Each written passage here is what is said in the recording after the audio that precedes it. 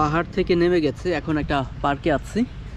আর আমি সেই পাহাড়ের একেবারে সর্বোচ্চ চূড়ায় উঠেছিলাম, সেই গ্রাম থেকে কমলা কিনে নিয়ে আসছিলাম। এটা এখন পার্কে বসে খাবো।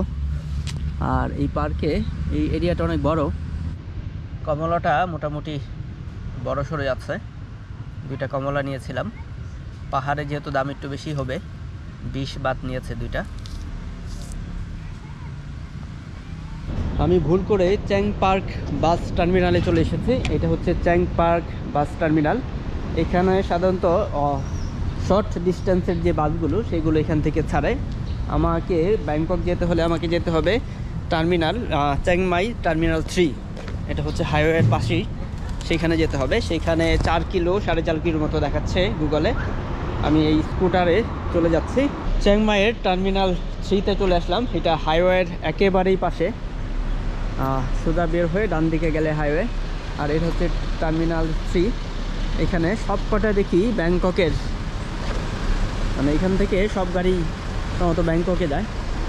আমি এইখান থেকে আগামী পরশু দিনের একটা টিকিট কাটবো, আর কিছু খাওয়া দাওয়া করে নেই। এখন দেখি কোন গাড়ির টিকিট কাটা যায়।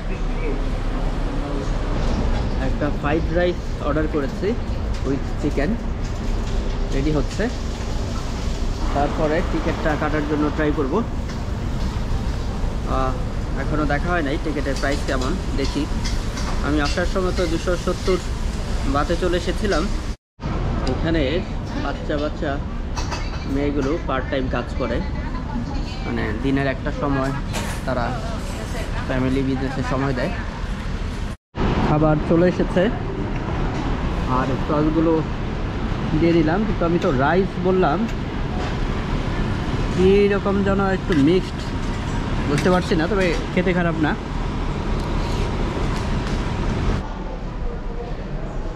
ব্যাংকক 24 ডিসেম্বর 24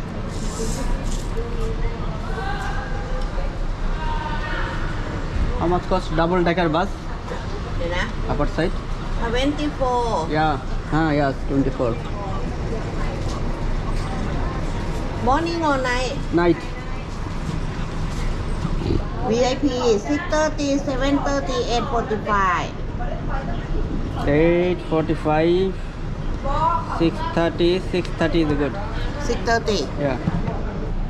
এটা হচ্ছে ডাবল ডেকার বাস VIP, আর এটা হচ্ছে 693 বাত, তার মানে 700, 4 7 28, 2700 টাকার মতো পড়ে যাচ্ছে। মোটামুটি হয়ে গেছে। এটা হচ্ছে VIP। এটার সাথে রাত্রে ডিনারের অপশন আছে, মানে dinner free. Okay, thank you. আর মোটামুটি আমার টিকিট হয়ে গেছে, এখন চলে যাব। আমি চ্যাংমাইয়ের টার্মিনাল 3তে চলে আসছি। এটাই হচ্ছে আমার বাস টার্মিনাল। আর বাস টার্মিনালের ভিতরে খাবারের দাম একটু বেশি, তাই আমি এই 7-Eleven থেকেই কিছু খাবার কিনে নিয়ে যাব। আর এখন বাজে 3টা, আমার গাড়ি হচ্ছে 6:30টায়। আরও 3 ঘন্টার মতো সময় আছে। একটা খাবার এখান থেকে ট্রাই করা যায়। 35, 40 এখানে আছে 35-এ। আমি এই খাবারটা ট্রাই করি। এই খাবারগুলো রেডিমেড কিনে ওদের এখানে ওভেন আছে, গরম করে দেয়। আর এটা প্রাইস হচ্ছে 39। গতকালকে আমি একটা খেয়েছিলাম 73। গরম হচ্ছে।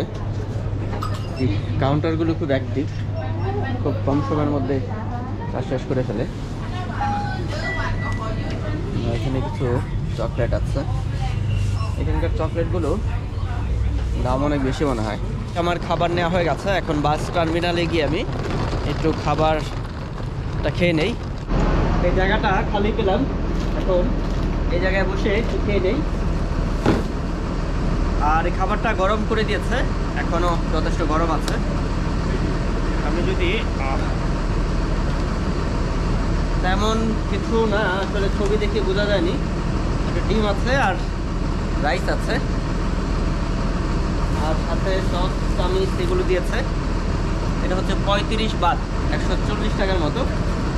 6টা বেজে গেছে, 6:30-এ বাস ছেড়ে দেবে। বাসে উঠে গিয়ে বসি। আর এই হচ্ছে টিকিট। আমার হচ্ছে একদম প্রথমটা। Hello, One, One, yeah. A1. A1, okay, thank you. এটা হচ্ছে A1 আমার, একেবারে ফ্রন্টে। বাস ছেড়ে দিয়েছে।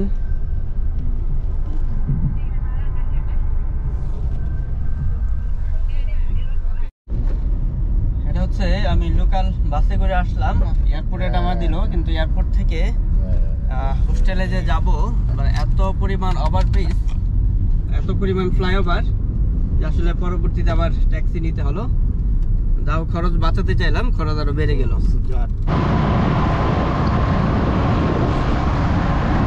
ওকে, এয়ারপোর্টে চলে আসলাম। এখন রি-এন্ট্রি ভিসার জন্য এসেছিলাম। আমার ফ্লাইট হচ্ছে আগামীকালকে সকাল 7টায়। আর রি-এন্ট্রি ভিসা নিতে হবে বোর্ডিং পাস শেষ করে, ইমিগ্রেশন করার আগে, মানে ভিতরে ঢুকে রি-এন্ট্রি ভিসা নিতে হবে। এখন আমি আবার শহরের দিকে ব্যাক করব। 8টা-9টা পর্যন্ত ব্যাংকক শহরে থেকে তারপর আবার এখানে চলে আসবো।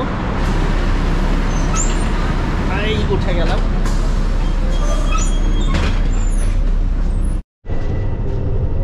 মিনিট 30 বাদ, 100 বাদ।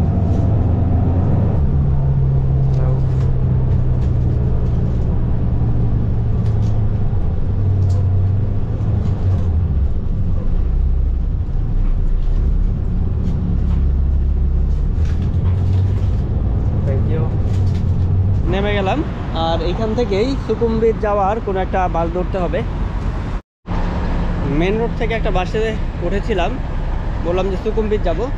সে মেন রোড থেকে এই কাউন্টারে আমাকে নিয়ে আসলো, এসে একটা বাসে উঠায় দিল। এটা হচ্ছে 136 এই বাসে, এবং বাসের ড্রাইভারকে বলে দিল যে সুকুমবিট নামায় দেওয়ার জন্য। এটা ভালো, মানে যে কোনো গাড়িতে উঠে গেলে ওরা চেষ্টা করে হেল্প করার জন্য। বাসটা ছেড়ে দিচ্ছে আর টিকিট করতেছে। প্রত্যেকটা বাসের কন্ট্রাক্টর আমি দেখলাম যে মেয়ে, মানে কোথাও পুরুষ দেখি নেই, সব জায়গায় মেয়ে। গাড়ি চালাচ্ছে ছেলে, কন্ট্রাক্টর মেয়ে, এটা ভালো। কম্বোডিয়ার উদ্দেশ্যে থাইল্যান্ডের ইমিগ্রেশন শেষ করলাম। থাইল্যান্ডে থেকে আমি রি-এন্ট্রি ভিসা নিয়েছি। রি-এন্ট্রি ভিসার জন্য পড়েছে 1200 বাত। 1200 বাত বাংলা টাকায় প্রায় 4500 টাকা। আর এটা সিঙ্গেল এন্ট্রি দিয়েছে রি-এন্ট্রি। থাইল্যান্ডের রি-এন্ট্রি ভিসাটা দেখাতে চেষ্টা করি। আর এটাই হচ্ছে থাইল্যান্ডের re-entry visa, tourist immigration Thailand re-entry permit. এটা হচ্ছে সিঙ্গেল এন্ট্রি দিয়েছে।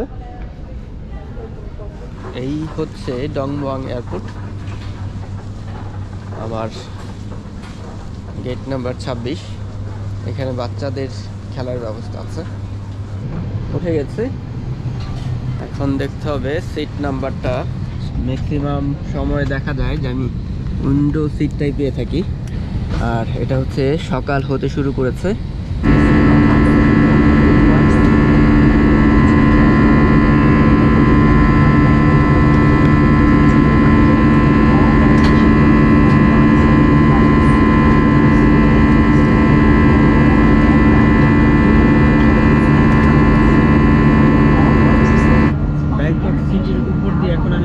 এবং এত চমৎকার একটা ভিউ, আমি তো দেখে অবাক হয়ে গেলাম।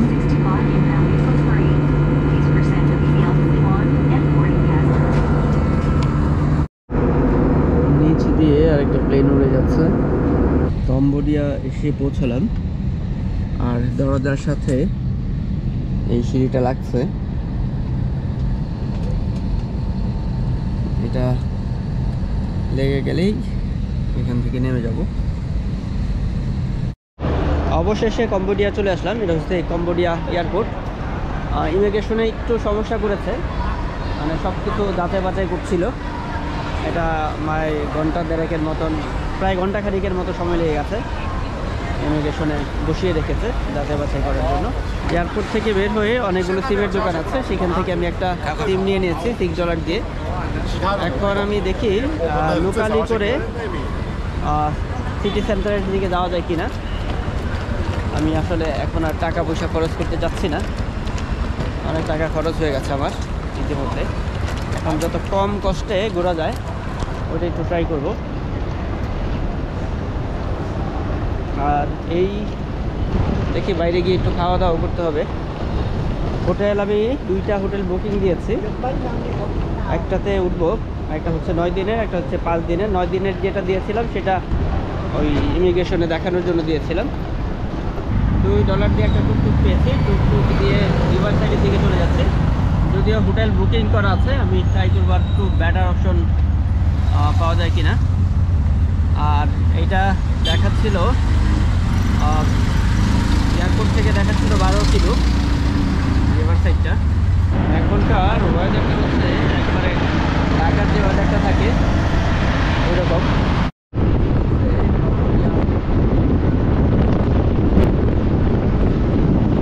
টুকটুক থেকে নেমে পড়েছি, আশেপাশে এই হোস্টেল।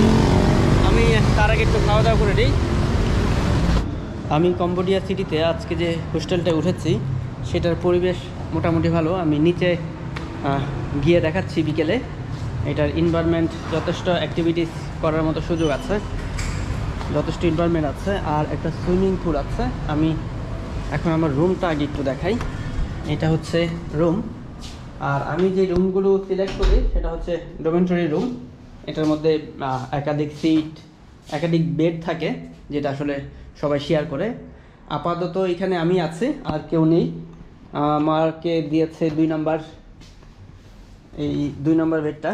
4 দিনের জন্য আমাকে পে করতে হয়েছে $48, যেটা প্রায় $48 প্রায় 6000-এর কাছাকাছি একটা অ্যামাউন্ট। 6000 দিয়ে 5 দিন এখানে স্টে করব। তারপর এখান থেকে হয়তো অন্য কোনো সিটিতে আশেপাশে ঘুরে তারপর চলে যাব ব্যাংকক। ব্যাংকক থেকে আবার বাংলাদেশে। এখানে 4টা বেড আছে, 4টা বেডের সাথে 4টা লকার আছে। এই লকারগুলো পার্সোনাল লকার। এটা আমি আমার লাগেজ থেকে শুরু করে আমার প্রয়োজনীয় সব কিছু এখানে রেখে আমি লক করে দিতে পারবো নিজের পার্সোনাল তালা লকার দিয়ে। আর এখানে একটা টেবিল আছে যেখানে আমি স্টাডি করতে পারবো, বা আমি প্রয়োজনীয় খাবার দাবার থেকে শুরু করে পড়াশোনা থেকে শুরু করে সবই করা যাবে। আর এখানে ওয়াইফাইগুলো থাকে, মানে প্রত্যেকটা হোস্টেল ইভেন্টরি ওয়াইফাই থাকে। আর এই তো। আর যদি আমি একটু ওয়াশরুমটা দেখাই, এই হচ্ছে ওয়াশরুম। যদিও এই হোস্টেলের ওয়াশরুমটা একটু ছোটো, কারণ বিল্ডিংটা অনেক পুরনো। যদিও নিচের এনভায়রনমেন্ট আমার ভালো লেগেছে। এটা হচ্ছে শাওয়ার। আর এই তো মূলত আমি নিচে দেখাবো, যেহেতু 4 দিন আছি। আমি এই হোস্টেলটা টোটাল দেখাতে চেষ্টা করব যে আসলে কী এনভায়রনমেন্ট থাকে, হোস্টেলের এনভায়রনমেন্টগুলো কেমন হয়। আর এটা মূলত আমি চুজ করার মূল কারণ হচ্ছে যে খরচ কমানোর জন্য। আর দ্বিতীয়ত হচ্ছে যে অনেকগুলো মানুষ একসাথে বিভিন্ন অ্যাক্টিভিটিস থাকে। এখান থেকে বাইক নেওয়া যাবে, এখান থেকে ট্যুর প্যাকেজ বুক করা যাবে। অন করার জন্য নিচের দিকে করি, এটা অন করার জন্য উপরের দিকে পুশ করে।